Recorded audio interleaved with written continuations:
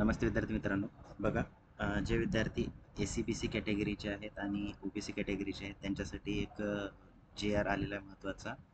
तर ज्या विद्यार्थ्यांची व्हॅलिडिटी अजून आलेली नाही आहे, ओ-बी-सी कॅटेगरी आणि एस-सी-बी-सी कॅटेगरीचे विद्यार्थी बोलतो, त्यांच्यासाठी बघा एक जी-आरमध्ये काय सांगितलेलं शासन निर्णय बघा.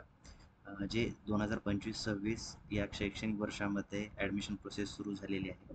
तर त्याच्यामध्ये ज्या विद्यार्थ्यांच्याकडे अ, जात वैधता प्रमाणपत्र म्हणजेच कास्ट व्हॅलिडिटी नाही आहे, अशा विद्यार्थ्यांनी रिसिप्टवरती ॲडमिशन केलेलं होतं, बरोबर. बट अशा विद्यार्थ्यांना कॅप राऊंड 4च्या लास्ट डेटपर्यंत काय करायचं होतं, तर व्हॅलिडिटी सबमिट करायची होती, अन्यथा त्यांचे ॲडमिशन जे आहे ते कॅन्सल होणार होते, बरोबर. बट जे विद्यार्थी एस-सी-बी-सी कॅटेगरीचे आहेत आणि ओ-बी-सी कॅटेगरीचे आहेत त्यांची व्हॅलिडिटी जर आलेली नसेल, कारण काय आहे की जे नव्यानं विद्यार्थी एस-सी-बी-सीमध्ये आलेले त्यांच्या व्हॅलिडिटीचा प्रॉब्लेम अजूनही सुरू आहे. खूप साऱ्या विद्यार्थ्यांची व्हॅलिडिटी निघत नाही, हे निघण्यासाठी वेळ लागतोय. त्यामुळे गव्हर्नमेंटनं 6 महिन्याची मुदत दिलेली आहे.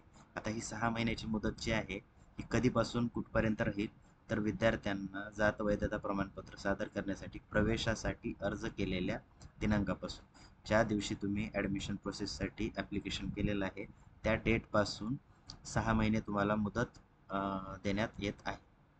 ठीक आहे. तर या 6 महिन्यामध्ये तुमची व्हॅलिडिटी आल्यानंतर तुम्ही सबमिट करू शकता. तुमचा प्रवेश कॅन्सल होणार नाही, म्हणजे ॲडमिशन कॅन्सल होणार नाही आहे. ठीक आहे. तर ही खूप चांगली अपॉर्च्युनिटी मिळालेली आहे एस-सी-बी-सी आणि ओ-बी-सी कॅटेगरीच्या मुलांसाठी. ओके. त्यामुळे काय करायचं आहे, तर तुमची व्हॅलिडिटी आल्यानंतर किंवा त्याच्यासाठी प्रयत्न करायचे, तुमचे ॲडमिशन कॅन्सल होणार नाही. 6 महिन्याची मुदत तुम्हाला मिळालेली आहे. ठीक आहे. आय होप तुम्हाला ही इन्फॉर्मेशन युजफुल ठरेल. भेटू आपण नेक्स्ट व्हिडिओमध्ये. थँक्यू.